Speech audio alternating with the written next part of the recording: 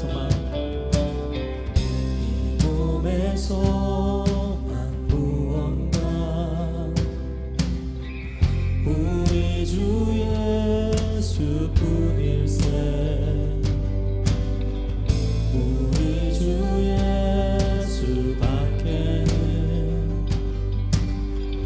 이들이 아주 없도다. 주만이 내 반석, 약한 자 강건케 해. 그는 주 만유의 주시라.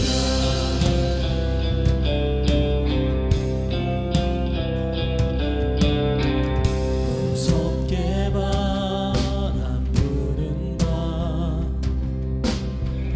물결이 높이 설렐 때 우리 주신 은혜에 소망에 닿칠 줄이라. 소망에 닿칠 줄이라.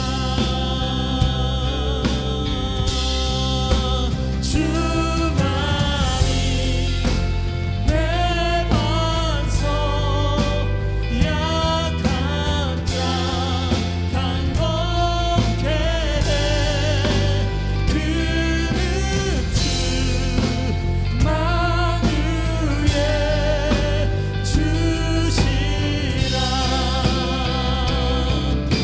주만이 내 반석, 주만이 내 반석, 약한 자 강건케 해.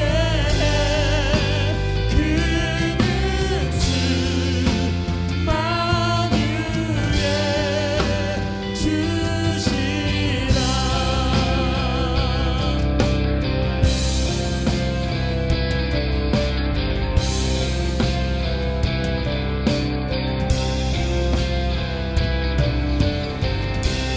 가던 천국 올라가 하나님 앞에 배울 때 구주의 의를 힘입어 어여시 바로 서리. 주만이 내 반석, 약한 자 강건케 해. 그는 주 만유의 주시라. 우리 함께 고백합시다. 주만이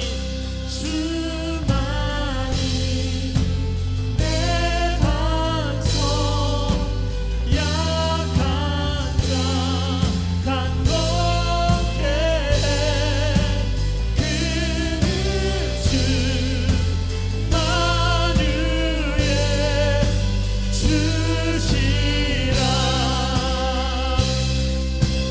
주만이 내 반석, 주만이 내 반석,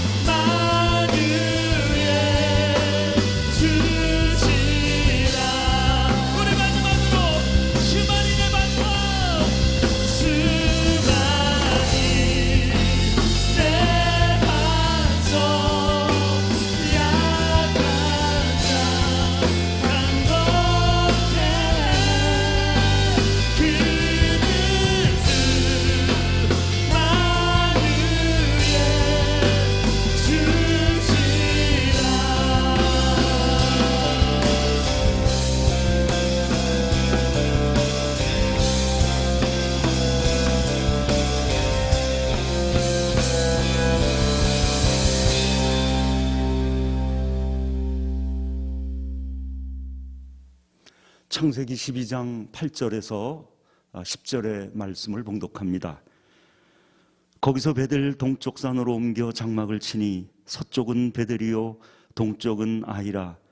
그가 그곳에서 여호와께 제단을 쌓고 여호와의 이름을 부르더니 점점 남방으로 옮겨갔더라. 그 땅에 기근이 들었으므로 아브라함이 애굽에 거류하려고 그리로 내려갔으니 이는 그 땅에 기근이 심하였습니다. 아멘. 100일 정오기도회 이번 주의 주제는 성결교회가 먼저 성결하게 하소서입니다. 우리는 이 주제를 통해서 여러 가지 의미를 찾게 되지만 우리가 먼저 성결하기를 기도하는 이유가 무엇일까요? 만약에 우리 성결교회가 먼저 부흥하게 하소서라고 기도한다면 우리가 먼저 부흥하기 원하는 이유가 있지 않겠습니까?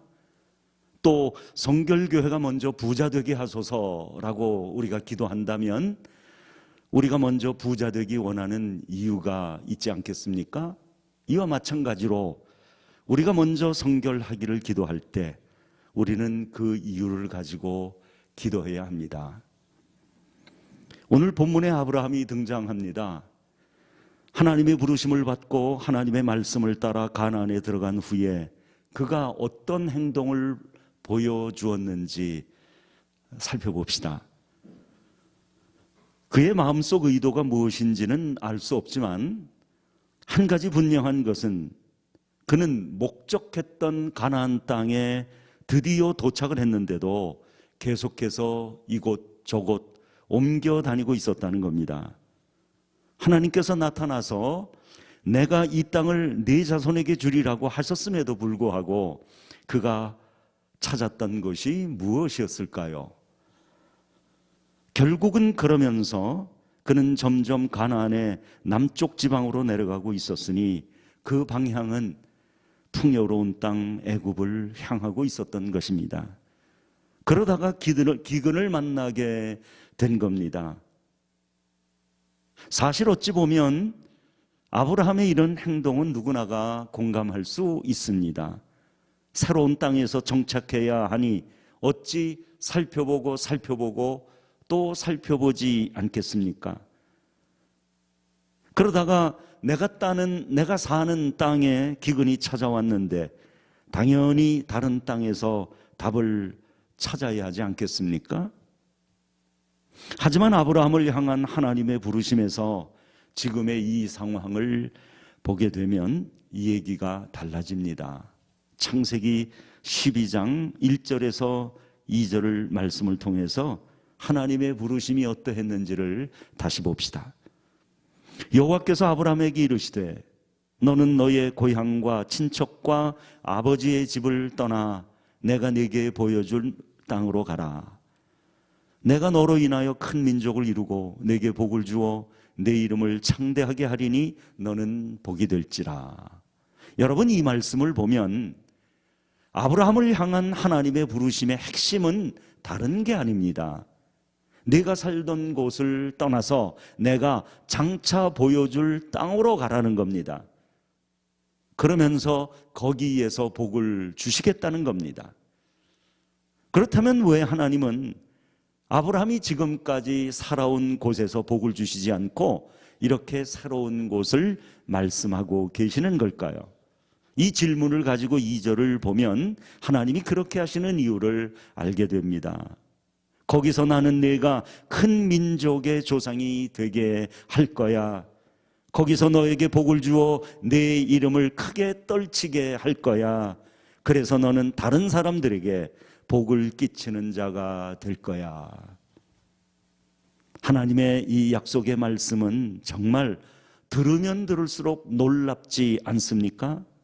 그러니 그 자리에 있었던 아브라함도 당연히 그 말씀을 새겨 들었을 것이고 그 약속의 말씀을 따라서 갈 바를 알지 못하면서도 갔던 것입니다. 이런 맥락에서 오늘 본문의 말씀을 다시 보겠는데 아브라함의 행동이 어떤 것인지 이제 이해가 될 거라고 생각됩니다. 창세기 12장 5절부터 보겠습니다. 아브라함이 그의 아내 사레와 조카 롯과 하란에서 모은 모든 소유와 얻은 사람들을 이끌고 가나안 땅으로 가려고 떠나서 마침내 가나안 땅에 들어갔더라.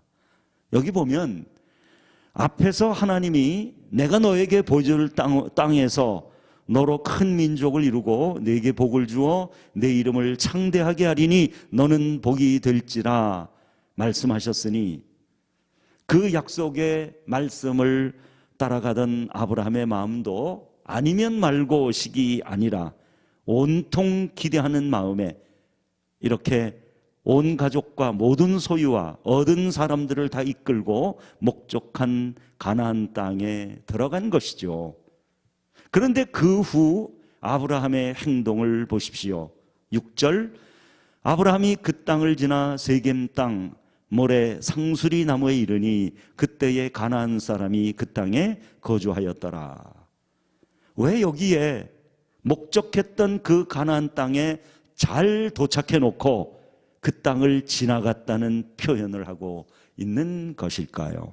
여기 보니 가나안 사람이 거주하고 있었기 때문이랍니다. 7절, 여호와께서 아브라함에게 나타나 이르시되 내가 이 땅을 내 자손에게 주리라 하신지라. 자기에게 나타나신 여호와께 그가 그곳에서 제단을 쌓고. 그렇습니다. 하나님이 다시 아브라함에게 확인을 시켜주신 거죠. 이 땅이 내 자손에게 주리라고 약속하신 그 땅이라고. 8절, 거기서 베델 동쪽 산으로 옮겨 장막을 치니 서쪽은 베델이요 동쪽은 아이라. 그가 그곳에서 여호와께 제단을 쌓고 여호와의 이름을 부르더니. 그런데 이번에는요, 뭘 또 확인하고 싶었는지 다시 사방이 훤히 내려다 보이는 산으로 올라갑니다. 이렇듯 아브라함은 계속해서 뭔가를 찾으며 예배하고 있었던 것이죠. 그런데 문제는 여기서부터 시작이 됩니다. 9절과 10절 말씀을 보면 점점 남방으로 옮겨갔더라. 그 땅에 기근이 들었으므로 아브라함이 애굽에 거류하려고 그리로 내려갔으니 이는 그 땅에 기근이 심하였습니다. 여기까지의 그 중요한 내용들을 정리해 보면 아브라함은 큰 꿈을 가지고 하나님이 이끄시는 대로 가나안 땅에 왔지만 그곳에 살고 있던 원주민을 보고 적지 않게 불편한 마음을 가졌던 것 같습니다. 히브리서 11장에도 그가 약속의 땅에서도 이방 땅에 있는 것 같이 거류했다 하니 이것이 바로 아브라함의 마음 아니겠습니까? 그래서 하나님은 아브라함이 흔들리지 않도록 내가 네 후손에게 약속한 땅이 이 땅이라고 다시 확인시켜 주셨던 것입니다. 그런데도 그는 점점 남쪽으로 옮겨가고 있었으니 그때 하나님이 그곳에 흉년을 주신 것은 아브라함에게 더 이상 내려가지 말고 약속의 땅인 가나안으로 다시 돌아가라는 강력한 사인이었던 것이죠. 그래서 이런 생각을 하게 됩니다. 결국 아브라함은 흉년을 피해서 애굽으로 내려갔지만 만약에 흉년 대신에 풍년을 만났다면 어떤 행동을 했을까요? 이런 맥락에서 본다면 아마도 그는 풍년을 만났다면 거기서 만족하고 살았을 것입니다. 결국 복을 끼치도록 부름을 받은 사명자인 아브라함도 이렇게 땅에서 만족의 가치를 추구하고 있었으니 즉 땅의 문제를 땅에서 찾고 있었던 것입니다. 하지만 오늘 하나님은 우리에게 주신 이 사건을 통해서 성결의 복음을 전해야 할 책임이 있는 우리에게 땅의 문제는 땅에서 찾지 말고 하늘에서 찾아야 한다고 말씀을 하십니다.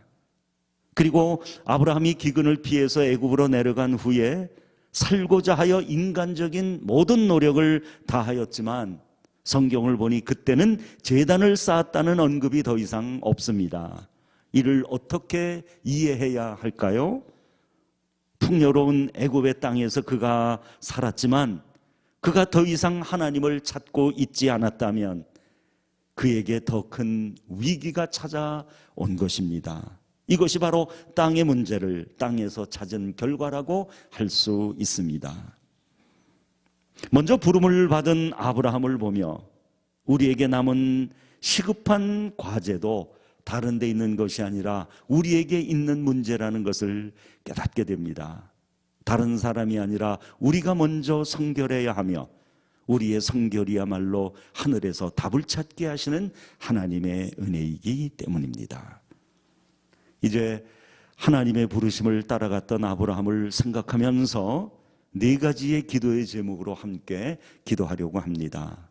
첫째로, 다른 사람에게 복을 끼치는 자가 되기 위해서 먼저 말씀에 순종하는 믿음을 달라고 기도합시다. 둘째로, 기근과 같이 이 땅에 찾아온 문제를 하늘에서 찾으면서 견디게 해달라고 그렇게 우리 기도합시다. 셋째로, 우리가 먼저 성결하여 세상의 복음을 전하게 하옵소서. 그리고 마지막으로, 지금까지는 우리가 남 탓하며 살았지만 이제는 모든 것이 나의 문제였음을 고백하며 기도하도록 하겠습니다. 우리 다 같이 합심해서 기도합니다. 하나님 아버지, 이때에 우리가 함께 마음을 모아 기도하게 하심을 감사합니다. 매 시간 세우신 종들을 붙잡아 주시고 기도하는 성도들을 위로하여 주옵소서. 무엇보다 우리를 성결교회로 불러주셔서 감사합니다. 그리고 지금도 그 은혜 가운데 있음을 감사합니다. 이번 주간에 성결교회가 먼저 성결하게 하소서라고 하는 제목으로 기도할 때에 특별한 은혜를 부어 주시옵소서. 우리가 먼저 아브라함처럼 다른 사람에게 복을 끼치는 자가 되기 원하오니 약속의 말씀에 순종하는 믿음을 갖게 하여 주옵소서. 떠나야 할 것을 떠나게 하시고 버려야 할 것을 버리는 용기를 주옵소서. 그리고 가야 할 곳을 보게 하시고 채워야 할 것을 만나게 하여 주옵소서. 하지만 이 모든 것이 하나님이 주시는 답임을 알게 하여 주옵소서. 무엇보다 이 땅에 찾아온 문제들을 통해서 하나님의 마음을 알게 하시고 땅의 문제를 땅에서 찾지 않게 하시고 그 답을 하늘에서 찾으면서 이 어려운 때를 견디게 해 주시옵소서. 또한 세상에 복을 끼치는 자로 우리를 부르셨으니 우리가 먼저 성결하게 하옵소서. 지금이 바로 그때이오니 지금 우리에게 성결한 은혜를 주셔서 우리로 인하여 열방이 하나님께로 돌아오게 하옵소서. 또한 지금까지 우리는 남 탓하며 살았습니다. 세상의 사람들과 똑같이 모든 책임을 다른 사람에게 넘길 만큼 우리의 마음은 언제나 냉정했습니다. 이제 우리의 잘못을 회개합니다. 우리의 잘못을 회개합니다. 그리고 모든 것이 우리의 문제였음을 고백합니다. 주님, 이제 우리가 주님의 그 마음을 가지고 살게 하여 주옵소서. 예수님의 이름으로 기도합니다. 아멘.